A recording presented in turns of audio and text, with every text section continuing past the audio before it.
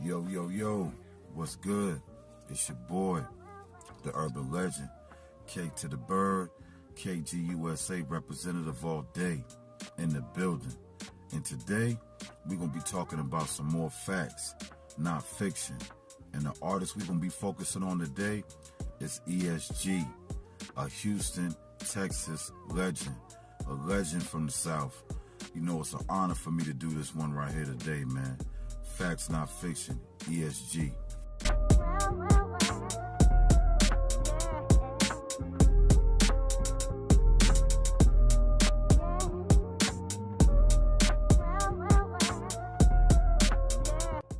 Alright, E.S.G. E.S.G is a certified Texas legend. Straight up, a certified Texas legend. He got on in the game and building his bones and building his career in the city of Houston. But E.S.G was originally born in L.A. Originally, not L.A., Los Angeles. He was born in L.A., Louisiana, you know what I mean, from the bayou, you know what I mean. He grew up in that culture of being Creole. A lot of people don't know that about E.S.G, but E.S.G is 100% Creole, a real one, you know what I mean. And if you don't really understand what being Creole is, I'm going to give y'all a good comparison, a good analogy. Creole is similar to being Geechee. It's similar to when people say he's Geechee or whatever, being from the Geechee land. Creole is similar to that, you know what I mean. People that are Creole got their own culture, they got their own, you know, way of talking, their own dialect, and they got their own independence, you know, usually working off their own land or working off their own food that they're preparing, their own recipes, and building themselves up independently. So when E.S.G went to college, he moved to Houston, you know what I mean. When he was fresh out of high school, he went to U.F.H for a little while, you know what I mean. I don't think he made it through there with a diploma or whatever, but I think he went up there on a basketball scholarship or something like that, you know what I mean, for balling. Either basketball or football, don't quote me on that. But anyway, he went to U.F.H, and he was at the University of Houston. That's when he started making his music and hanging out with legends like DJ Screw. See, E.S.G is an original member of the S.U.C clique. And if you don't know what the S.U.C clique is, that's the screwed up clique that DJ Screw made, you know, legendary clique. These guys was going ghetto gold and ghetto platinum way before the independent game really got known and recognized around the world. They were known for selling hundreds of thousands, even sometimes millions of records independently, pushing them out themselves in their market. And the reason being, you know, Texas is a real big state. It's a huge state. And if you can capitalize on that huge state and that huge market and make a name for yourself, it can bring dollars and generate wealth for everybody that's participating in that situation. So E.S.G, he was hanging out with legends, you know what I mean? He was very close with DJ Screw. And DJ Screw is a certified legend. If you don't know, do your research. But DJ Screw is the one that started off with slowing the records down, you know what I mean, making the records slow down and putting the chop to it. And that's why they named it Chopped and Screwed. Chop is when, you know, you flip that record and make the word come back like 2-3 times, and you know what screwed is when the shit is all the way slowed down. So DJ Screw and E.S.G was building their relationship, man, you know what I mean. At the time, DJ Screw was living in Mo City, you know what I mean, Missouri City, you know, that shit real close to Houston, and everybody in Texas, they understand what Mo City is. But for everybody that don't know, Missouri City is really close to Texas. It's less than an hour away. So it's pretty much another part of Houston. Pretty much, that's the way the city feel about it. That's the way the state feel about it, you know what I mean? It's another part in Houston. Because in Houston, man, the south side is that far apart from the north side, about the same distance. So if you're going to say the north side is Houston, you definitely got to include most cities being a part of Houston too. So anyway, man, they was building their relationship and networking and making mixtapes. You know, it was E.S.G, it was Fat Pat, and it was Mo. You know what I mean? Big Mo, you know what I mean? The Bar Baby. And if you ain't know about Fat Pat, Big Mo, the Bar Baby, you need to look those things up and get on that music. And also, I forgot Lil Kiki was definitely a big member in the SUC clique when it was first starting out, building this shit around the whole world. So E.S.G, he was doing his thing, grinding independent, and screwing, he was building a relationship, so he was building a buzz in the streets off the mixtapes, because those mixtapes were getting around majorly. So he finessed that into getting him a label deal. You know what I mean? He got a label deal, and the first album he dropped was called Sailing Through the South. Sailing Through the South, man, a classic album. It had a real dope cover, man. The cover was like them boys in the old school, and it looked like they sailing through the South, like in the old school, going over the water or whatever, you know what I mean, over the map. And I thought that shit was real ill. And everybody that heard that album or are familiar with the album knows that that album is a Texas classic. I don't know for sure if it went platinum, but it definitely went ghetto gold, and that's for sure. And in Texas alone, in that market, after that album, E.S.G became a legend, man. Straight up and down, just like that. After that album that he dropped, Sailing Through the South, he became a legend. So he kept his independent game going, building his buzz, doing his thing, selling his records. And then in the early 2000s, Texas had a very big moment when Pimp C came back home. Rest in peace to the Pimp. When Pimp C got free, Houston and all the surrounding cities in Texas all came together on one movement. And that's when you got the artists like Mike Jones came out, Slim Thug came out, Paul Wall came out, Chamillionaire came out, you know what I mean? Devin the Dude came out, which he was already out, but it kind of brought this new energy and rejuvenation to the Houston and Texas market at the time.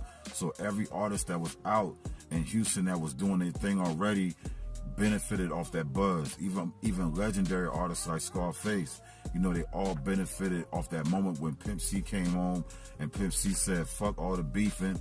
We ain't gonna let these record companies separate us. We gonna come together. We gonna dot our I's and cross our T's and get on our game. And we gonna bring this shit together and, you know what I mean, break bread together and build that independence, you know what I mean? And at that time, you know, Jay Prince has always been a big person that stood on independence. And if you don't know who Jay Prince is, you know, he's a legendary CEO. You need to look it up. Big Jay Prince, not Jay Prince Jr. So them boys was getting it in, building that market. And at that time, man, it was Houston was having that moment, and E.S.G benefited off it because he started doing collaboration albums with the homie Slim Thug. Yeah, you know what I mean? He capitalized on that moment because Slim Thug was having a moment in that era when Houston and Texas was having that big push in the industry. So he linked up with Slim Thug and they did a couple of albums together, man. And you should definitely check those albums out because those albums were classics, you know what I mean? I would say they're albums because they came out in the streets like mixtapes, but a lot of those projects had original beats, original whatevers, and, you know what I mean, the music was banging. And a couple of those records even really went to the stores, you know what I mean? Even though there was mixtapes after they were selling a certain amount, you know what I mean? Him and Slim Thug pretty much inked a deal and got money to put those albums out in regular stores. You know, they didn't come out in their original form, but the music came out on retail. So after him and Slim Thug had they run on pushing the south side and the north side, because E.S.G been repping the south side of Houston. That's where he been chilling at. That's where he been damn earning his stripes at in the streets. And Slim Thug is from the north side of Houston. So when they came together and did that album and those projects together, that was real big for the state. So after E.S.G stopped rocking with Slim Thug, they didn't fall out of nothing. They didn't have no beef. You know, people just go into different business ventures, you know, the older they get. E.S.G started doing comedy, man. E.S.G started doing comedy, started doing stand-up comedy. I know y'all see T.I. doing that right now, and probably more rappers in the future gonna try that lane. But E.S.G is the first rapper that I ever knew that really did stand-up comedy and took it serious. And the nigga was getting booked more for comedy than he was getting booked to rap. And that's major, man. I mean, he had something going.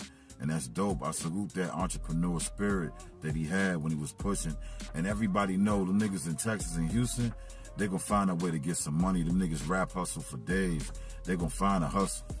And after he started doing the comedy stuff, man, you know, he just started focusing on doing the independent game, working with people, you know what I mean, being on a lot of podcasts, being on shows, you know what I mean, like cooking shows and things like that of that nature. He been on a whole slew of them all over YouTube, just grinding, networking his brand. He also was releasing a lot of new music, you know what I mean, working with a lot of new independent up-and-coming artists. So when he was in that lane doing his thing independently, always staying in the studio, I happened to stumble across him one day, you know what I mean? I was out there in Houston, in Texas, networking, doing my thing, and I was in the studio working with Little Flip on a record, you know what I mean? We was working on the Drippin' Sauce record. We was doing the visuals and doing the recording, and we was knocking it out. And that same night, E.S.G came through that same studio, and he was working on something else. So I saw him in the room, and I was like, yo, what's good, man? You a legend, bro. I want to get some music in with you. And he was like, let me see what you rocking with. He was hearing the shit I was doing with Flip, and he said, yo, that shit you did with Flip, it's hard. So I was like, yo, I got another record, man. I was about to put Flip on it, but I think it'd be even dope to get you on it. And that record was called Finessing. You know what I mean? I was in a bag on that record, you know what I mean? And it was produced by Just Bronson, you know what I mean? And I had that record in the stash for a minute in my mind. I didn't never really drop it already, but I already had it in my mind because I don't write. If I just remember the tone and the flow and the cadence, it's already done, it's already written pretty much. So I had the Finessing record, let him listen to it. He came in with his dude, Big Baby, and they was loving it, bro. So yeah, man, he brought his crew in the studio, man. It was the big homie, Big Baby, you know what I mean? I ain't gonna say his real name, but y'all know him. And then another person he had on his team as an artist. They was really fucking with the record, man. As soon as I played it, they was vibing with it. You know what I mean? They was singing the chorus already, and I was like, man, you should drop something on this shit. And if y'all don't know, man, E.S.G is legendary for freestyling. When he used to be on those SUC mixtapes, those screwed up mixtapes back in the day, he would do a lot of freestyling, you know what I mean? A lot of raw shit off the mic. No damn taking time to prepare the rhyme or no writing pen to paper. He would just come off the head with the spirit of what he feeling at that time. And I told him, man, yo, you liking the record, man, let's go do this shit right now. Like, just go on that shit, go in the booth for just freestyle, just give me some real shit. He did like 2 or 3 takes, maybe 4, and on the 4th one, the shit was perfect and it laid right. And we went with it, man. The shit came out real good. So as soon as we got done doing the record, I was like, man, you know, the studio in the back, they got the green screen shit. You know, I can call my dudes up here to film it and we can do a video real quick. I got to give a shout out to the big dogs that came through that day and helped with the video. My dudes, the Twin Network, the Twins out there in Houston, man. I hit them boys line and told them, yo, we need to go to the studio. Y'all need to bring the camera. They got the green screen room. We can knock this shit out. And y'all boys can handle all the background Google effect shit after we already done. But let's go get this shit done while we all here. Because the studio that we was at is called a compound. They got 4 studios in this one building separate. And they got a whole photo studio in this building. And then they got a digital green screen room in this building as well. So we got to it right then that same night, man. The Twins pulled up. Me and E.S.G got our angles right, you know what I mean? Went over the song a couple times and it was fresh. I just recorded my part. He just recorded his part. It was fresh, but we kept on listening to it, back playing it, and we was like, yo, we got it. And we just laid that shit down, man. And that shit came out as a classic, bro. And that track is called Finessing, featuring the big homie from Houston, Texas, E.S.G, and it's on all platforms. We got a video out for it and everything. And after that, man, me and E.S.G pretty much built a good relationship after that, you know what I mean? We would chop it up, talk to him anytime I'm in town. And we did another record together with my dude from Colorado, Black Static Blue Flame, and that record was called Kill Gang. And E.S.G just came through and dropped the hook on that record, and that shit came out good too, man. But E.S.G in my book always been a certified legend, so it's always a personal thing in my mind to get a record done with him, you know what I mean? Especially because I'm always tapping into the Houston and Texas market, so I always want the people that really put in a lot of work in the state, not this new school way of putting in work where you're just doing internet shit, but niggas that really was out there going hand in hand, out the trunk with the CDs, you know, walking around, shaking hands and kissing babies like the mayor. And he's one of those artists that built his whole career doing it that way. So it was an honor to get him on the record, an honor. And that's all for today, man. I just brought y'all some facts, not fiction, about the big homie, the legendary Texas artist, E.S.G. If you don't know about him, do your research and get on game. I'm going to see y'all in the next one. Peace and love.